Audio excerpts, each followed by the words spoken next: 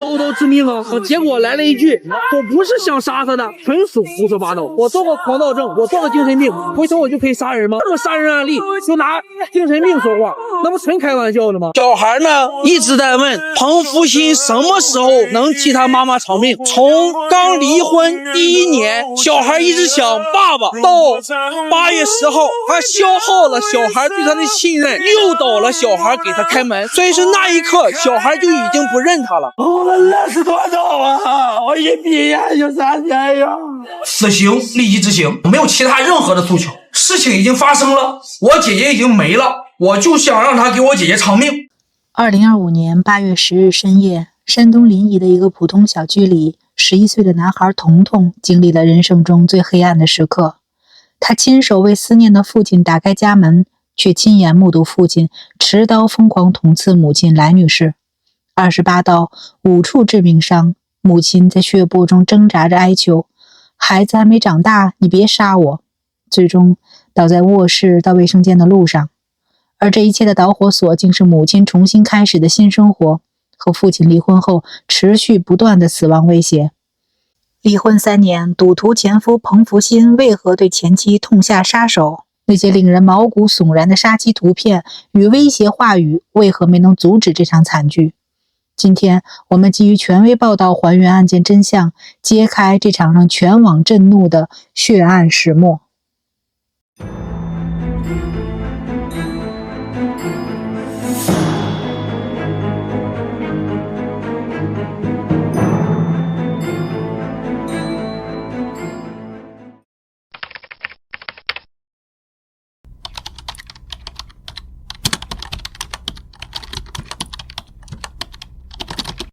2025年8月10日晚，34岁的来女士带着11岁的儿子童童回到临沂市区的住所取物，因为要给童童办理转学，这是她与这个家的最后告别。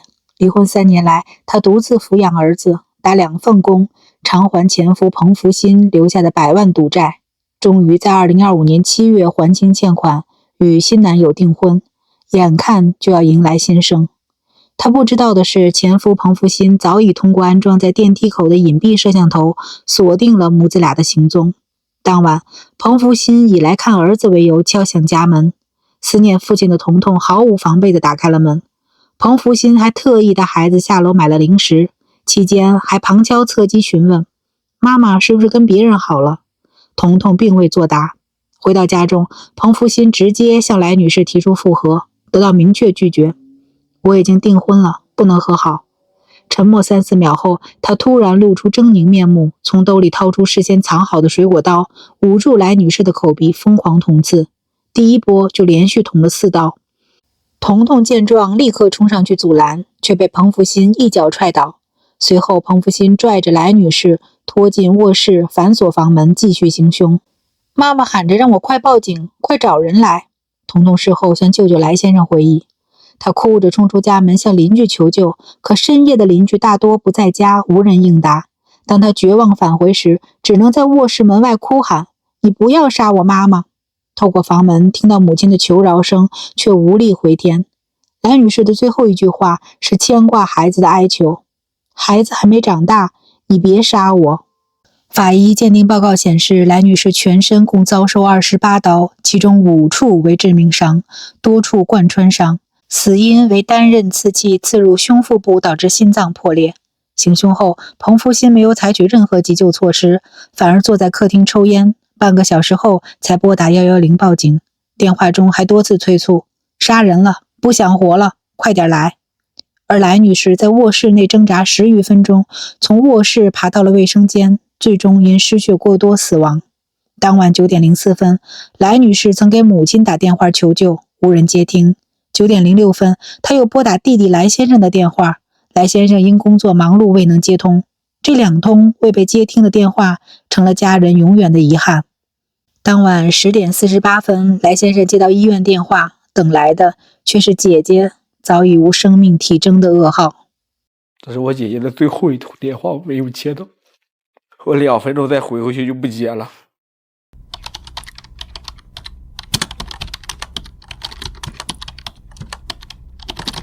来女士与彭福新2013年经媒人介绍结婚，2014年生下儿子彤彤。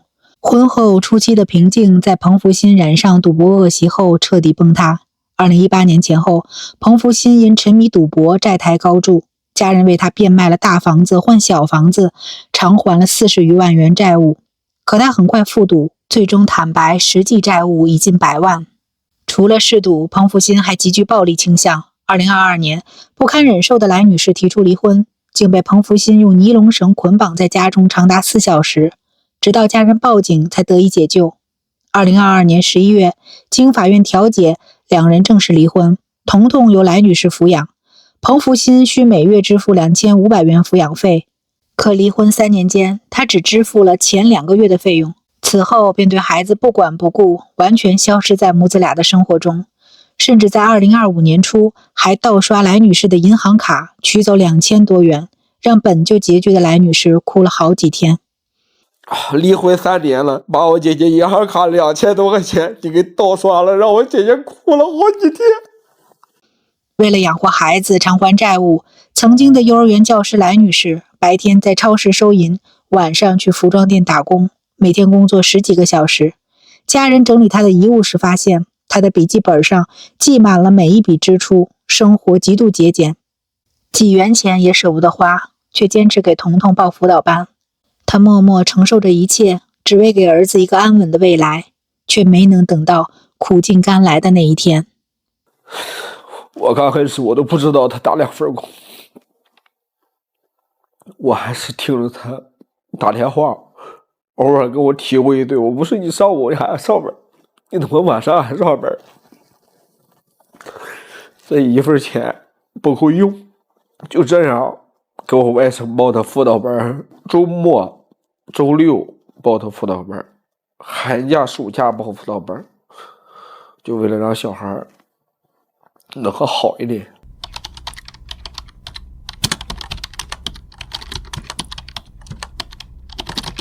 离婚后的彭福新从未真正放过对来女士的纠缠。2025年7月中旬，来女士与新男友订婚的消息传到彭福新耳中后，她彻底被激怒，一场持续的恐怖威胁就此开始。他用陌生号码给来女士发送大量粗俗辱骂信息，更令人发指的是，他还发来多张血腥的杀妻图片和相关视频，配上赤裸裸的死亡威胁。你要是敢跟别的男人好，下场就跟图片里一样。楼是我儿子的，谁也不能动，谁动谁就得死。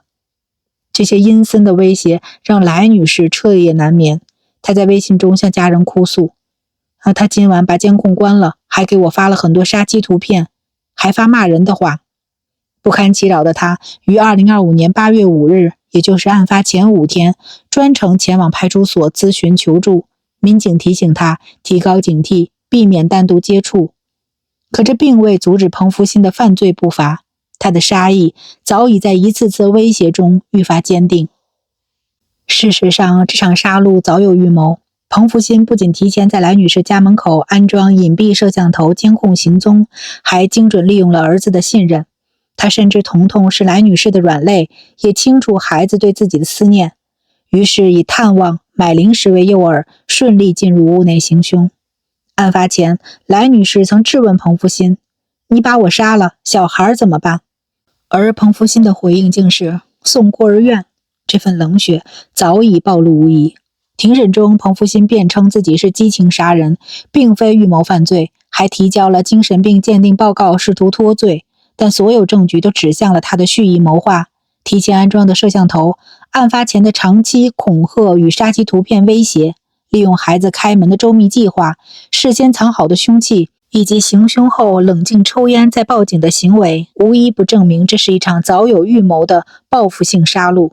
他的作案动机仅仅是无法接受前妻开始新生活，这种极端的占有欲最终酿成了惨剧。他青春期的时候有个狂躁症，我们在工地里边，我给他睡一个被窝，他正不正常我能不知道吗？同吃同住同睡的半年来，天天24个小时在一起，我也没有见过他脾气暴躁过。他就是后期他赌博，他性情大变了。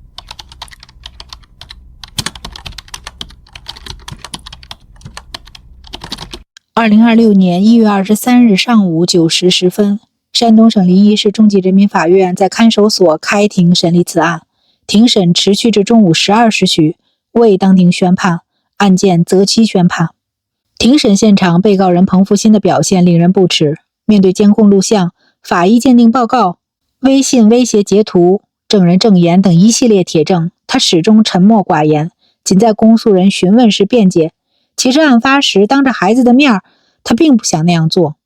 他全程痛哭流涕，在最后陈述时说了一句“对不起”，试图以眼泪博取同情。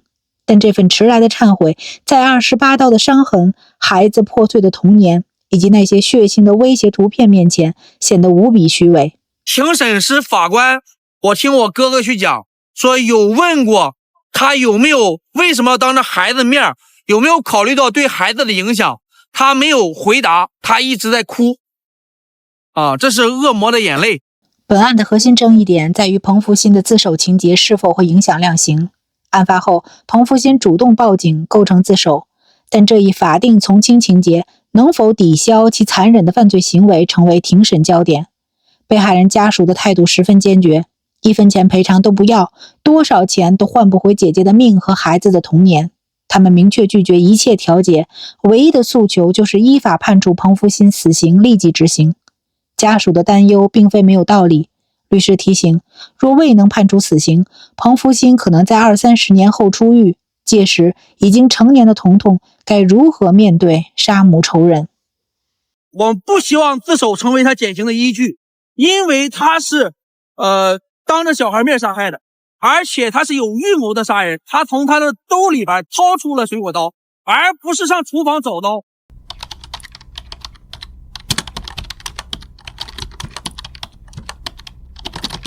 凶手尚未最终伏法，但惨剧带来的创伤已深深烙印在每个人心中。受伤最深的无疑是11岁的童童。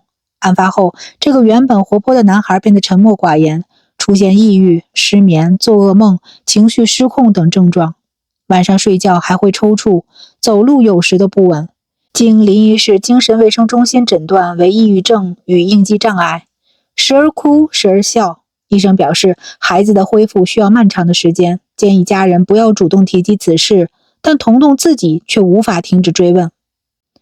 如果我没开门，妈妈是不是就不会死？这句话成了童童的执念，反复向舅舅来先生提及。强烈的自责让他几乎封闭了自己。现在他像自闭症一样，很少说话。对舅舅，我要不开门，我妈妈是不是就不会死？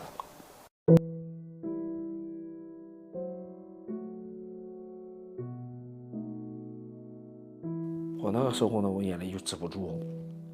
我说跟你没关系。之前很活泼开朗，对话什么的也很少，不怎么说话。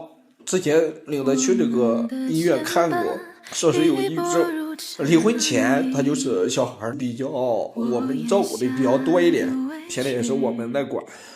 庭审当天，童童上学前还特意询问外婆，爸爸什么时候能被判死刑，什么时候能替妈妈讨回公道。这份超越年龄的沉重让人心疼不已。目前童童由外婆和舅舅来先生照顾，家人尽量不在他面前提及母亲，但他每天仍会偷偷哭泣，心理创伤只能交由时间慢慢治愈。来先生的家人同样深陷悲痛，母亲悲痛欲绝，曾2次试图跳河轻生，幸被及时救下。弟弟来先生因未接到姐姐最后的求救电话，始终活在自责中。而彭福新的家庭也因他的恶行彻底崩塌，要承受世人的指责与唾弃。面对2个家庭的血海深仇，一场因赌博和偏执引发的杀戮，最终毁掉了2个家庭，让无数人陷入痛苦的深渊。一场本可以避免的悲剧，因赌徒彭福新的偏执与冷血，变成了无法挽回的惨剧。来女士用3年的隐忍与付出，换来了重新开始的机会，却倒在了前夫的刀下。那些提前预警的杀妻威胁，没能阻止罪恶的发生。11岁的童童用童年的纯真打开了家门，却亲眼目睹了最残忍的杀戮，一辈子活在自责与阴影中。这起案件不仅揭露了赌博对家庭的毁灭性，更让我们看到离婚后的人身安全保护仍是需要全社会重视的课题。婚姻的结束不该是仇恨的开始。任何时候，偏执与暴力都不能解决问题，只会让悲剧愈演愈烈。那些以爱为名的控制与威胁，从来都不是深情，而是赤裸裸的犯罪。目前案件仍在等待最终宣判，希望法律能给出公正裁决，让凶手得到应有的惩罚，告慰逝者，也给孩子一个交代。大家对这起案件有什么看法？欢迎在评论区留言讨论。感谢大家的收看，我是小薇，我们下期再见。感谢大家观看今天的案件解析。如果您喜欢我们的内容，别忘了点赞、订阅小薇说案，打开小铃铛，第一时间获取最新更新。有什么想法或想听的案件，也欢迎在评论区留言，和小薇一起讨论。我们下期再见。